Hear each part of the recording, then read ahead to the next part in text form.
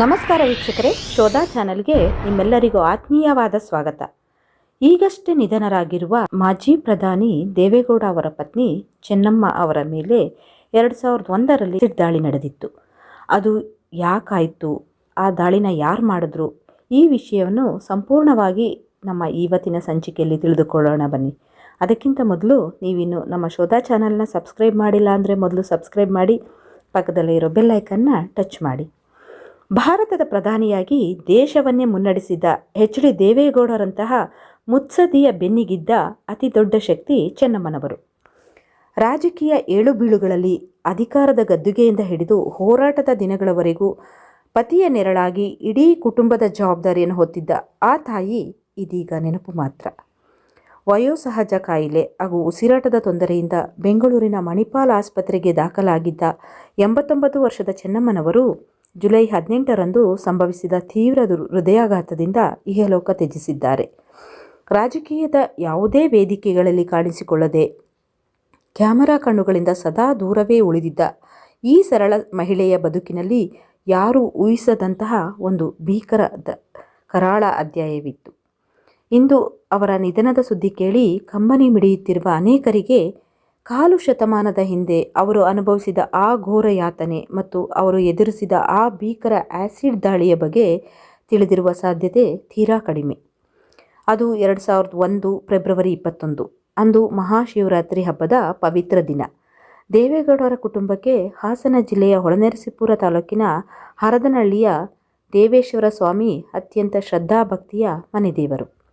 ಪ್ರತಿ ವರ್ಷ ಮಹಾಶಿವರಾತ್ರಿಯಂದು ಮನೆ ದೇವರಿಗೆ ವಿಶೇಷ ಪೂಜೆ ಸಲ್ಲಿಸುವುದು ಈ ಕುಟುಂಬದ ಸಂಪ್ರದಾಯ.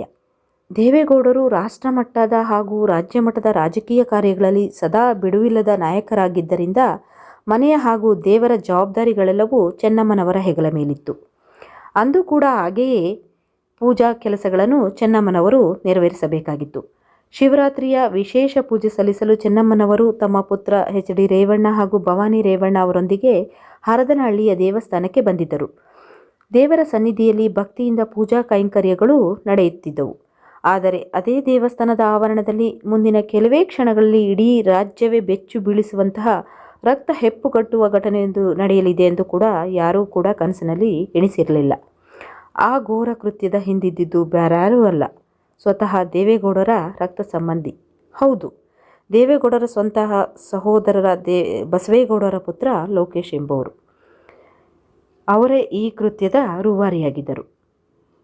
ಪ್ರತಿ ವರ್ಷಗಳಿಂದಲೂ ಕೆಲವು ವರ್ಷಗಳಿಂದ ಒಳೊಳಗೆ ಹೊಗೆ ಆಡುತ್ತಿದ್ದ ಕುಟುಂಬದ ವೈಷಮ್ಯ ಮತ್ತು ಆಸ್ತಿ ವಿವಾದವೇ ಈ ಕ್ರೌರ್ಯಕ್ಕೆ ಅಡಿಪಾಯವಾಗಿತ್ತು. ಆಸ್ತಿಯ ವಿಚಾರವಾಗಿ ದೇವೇಗೌಡರ ಕುಟುಂಬ ಹಾಗೂ ಬಸವೇಗೌಡರ ಕುಟುಂಬದ ನಡುವೆ ತೀವ್ರ ಸ್ವರೂಪದ ಮನಸ್ತಾಪಗಳಿದ್ದವು. ಆ ದ್ವೇಷವನ್ನು ತಲೆಯಲ್ಲಿ ತುಂಬಿಕೊಂಡಿದ್ದ ಲೋಕೇಶ್ ಸೇಡು ತೀರಿಸಿಕೊಳ್ಳಲು ಹೊಂಚು ಹಾಕುತ್ತಿದ್ದನು. ಅದಕ್ಕಾಗಿ ಆತ ಆಯ್ದುಕೊಂಡಿದ್ದ ದಿನವೇ ಆ ಮಹಾಶಿವರಾತ್ರಿ ಹಬ್ಬ. ಪೂಜೆಯ ನೆಪದಲ್ಲಿ ದೇವಸ್ಥಾನದ ಬಳಿ ಬಂದಿದ್ದ ಲೋಕೇಶ್ನ ಕಣ್ಣುಗಳಲ್ಲಿ ದ್ವೇಷದ ಕಿಡಿ ಇತ್ತು. ಕೈಯಲ್ಲಿ ಆ್ಯಸಿಡ್ ತುಂಬಿದ ಬಾಟಲಿ ಇತ್ತು. ದೇವಸ್ಥಾನದಲ್ಲಿ ಪೂಜೆಯಲ್ಲಿ ತಲ್ಲೀನರಾಗಿದ್ದ ಚೆನ್ನಮ್ಮನವರ ಬಳಿ ಬಂದ ಆತ ಏಕಾಏಕಿ ತಾನು ತಂದಿದ್ದ ಆ್ಯಸಿಡನ್ನು ಅವರ ಮೇಲೆ ಎರಚಿಯೇ ಬಿಟ್ಟ. ಕಣ್ಣು ಮುಚ್ಚಿ ತೆರೆಯುವುದರಷ್ಟರಲ್ಲಿ ಎಲ್ಲವೂ ನಡೆದು ಹೋಗಿತ್ತು. ಆ್ಯಸಿಡ್ನ ತೀವ್ರತೆಗೆ ಚೆನ್ನಮ್ಮನವರ ಮುಖ ಮತ್ತು ತಲೆಗೆ ಗಂಭೀರ ಸ್ವರೂಪದ ಗಾಯಗಳಾದವು. ಆಮ್ಲದ ಉರಿಗೆ ಆ ತಾಯಿ ಪಟ್ಟಪಾಡು ಅಷ್ಟಿಷ್ಟಲ್ಲ. ದಾಳಿಯ ರಭಸಕ್ಕೆ ಪಕ್ಕದಲ್ಲೇ ಇದ್ದ ಸೊಸೆ ಭವಾನಿ ರೇವಣ್ಣ ಅವರ ಕೈಗೂ ಕೂಡ ಆ್ಯಸಿಡ್ ಸಿಡಿದು ಗಾಯಗಳಾದವು. ದೇವಸ್ಥಾನದ ಆವರಣದಲ್ಲಿ ಕ್ಷಣಾರ್ಧದಲ್ಲಿ ಹಾಹಾಕಾರ ಮುಗಿಲು ಮುಟ್ಟಿತ್ತು. ಜೀವನ್ಮರಣದ ಹೋರಾಟ ನಡುವೆ ಚೆನ್ನಮ್ಮನವರನ್ನು ತಕ್ಷಣವೇ ಆಸ್ಪತ್ರೆಗೆ ದಾಖಲಿಸಲಾಯಿತು. ಇಡೀ ದೇಶವೇ ಈ ಘಟನೆ ಕಂಡು ದಂಗಾಗಿತ್ತು. ಒಬ್ಬ ಮಾಜಿ ಪ್ರಧಾನಿಯ ಪತ್ನಿಯ ಮೇಲೆ, ಅದು ಸ್ವಂತಹ ಮೈದುನನ ಮಗನಿಂದಲೇ ಇಂತಹ ಭೀಕರ ದಾಳಿ ನಡೆಯಿತೆಂಬುದು ಅಂದಿನ ದಿನಗಳಲ್ಲಿ ತೀವ್ರ ಸಂಚಲನವನ್ನು ಸೃಷ್ಟಿಸಿತ್ತು.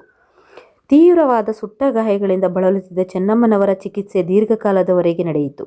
ಸಾವು ಬದುಕಿನ ನಡುವೆ ಹೋರಾಡಿದ ಅವರು ತಮ್ಮ ಅದಮ್ಯ ಇಚ್ಛಾಶಕ್ತಿಯಿಂದ ಆ ಭೀಕರ ದಾಳಿಯನ್ನು ಮೆಟ್ಟಿ ನಿಂತು ಮರಳಿ ಬಂದರು. ಘಟನೆ ನಡೆದ ತಕ್ಷಣವೇ ಎಚ್ಚೆತ್ತ ಪೊಲೀಸರು ಆರೋಪಿ ಲೋಕೇಶ್ನನ್ನು ಬಂಧಿಸಿ ಕೊಲೆ ಯತ್ನ ಸೇರಿದಂತೆ ಗಂಭೀರ ಕ್ರಿಮಿನಲ್ ಪ್ರಕರಣಗಳನ್ನು ದಾಖಲಿಸಿದರು. ಆಸ್ತಿಗಾಗಿ ನಡೆದ ಈ ಕುಕೃತ್ಯ ಸಾಬೀತಾಗಿ ನ್ಯಾಯಾಲಯ ಆತನಿಗೆ ತಕ್ಕ ಶಾಸ್ತಿಯನ್ನು ಕೂಡ ಮಾಡಿತು. ಆದರೆ ಈ ಘಟನೆ ಚೆನ್ನಮ್ಮನವರ ಮನಸ್ಸಿನ ಮೇಲೆ ಅಳಿಸಲಾಗದಂತಹ ಆಳವಾದ ಗಾಯವನ್ನು ಕೂಡ ಮಾಡಿತ್ತು.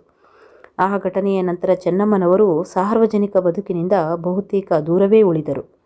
ಹೊರಗಿನ ಪ್ರಪಂಚದ ಯಾವುದೇ ಗದ್ದಲಗಳಿಗೆ ಹೋಗದೆ ಕೇವಲ ತಮ್ಮ ಕುಟುಂಬ, ಮಕ್ಕಳು, ಮೊಮ್ಮಕ್ಕಳು ಮತ್ತು ದೇವರ ಪೂಜೆಯಲ್ಲೇ ತಮ್ಮ ಇಡೀ ಬದುಕನ್ನು ಕಂಡುಕೊಂಡರು.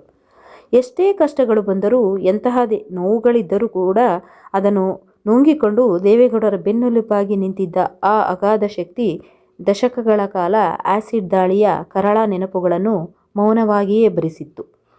ಅಂದು ಆ ಭೀಕರ ಆಸಿಡ್ ದಾಳಿಯನ್ನೇ ಸೋಲಿಸಿ ಸಾವನ್ನು ಗೆದ್ದು ಬಂದಿದ್ದ ಆ ಮಹಾತಾಯಿ ಇಂದು ಜುಲೈ 18ರ ಸಂಜೆ ಎದುರಾದ ಹಠಾತ್ ಹೃದಯಾಘಾತಕ್ಕೆ ಮಾತ್ರ ಶರಣಾಗಿದ್ದಾರೆ. ಆಸ್ತಿಗಾಗಿ ನಡೆದ ಆ ಘೋರ ಕ್ರೌರ್ಯ ಮತ್ತು ನೋವಿನಲ್ಲೂ ಆ ತಾಯಿ ತೋರಿದ ಸಹನೆ, ಕರುನಾಡು ಎಂದಿಗೂ ಮರೆಯಲಾಗದ ಒಂದು ರೋಚಕ ಹಾಗೂ ಕಣ್ಣೀರು ತರಿಸುವಂತಹ ಇತಿಹಾಸವಾಗಿದೆ. ಇದು ಇವತ್ತಿನ ನಾವು ನಿಮಗಾಗಿ ಶೋಧಿಸಿದ ಮಾಹಿತಿ. ನಾಳೆ ಮತ್ತೊಂದು ಮಾಹಿತಿಯೊಂದಿಗೆ ನಿಮ್ಮನ್ನು ಭೇಟಿ ಮಾಡುತ್ತೇವೆ. ಶೋಧ ಸದಾ ನಿಮ್ಮೊಂದಿಗೆ. ಧನ್ಯವಾದಗಳು.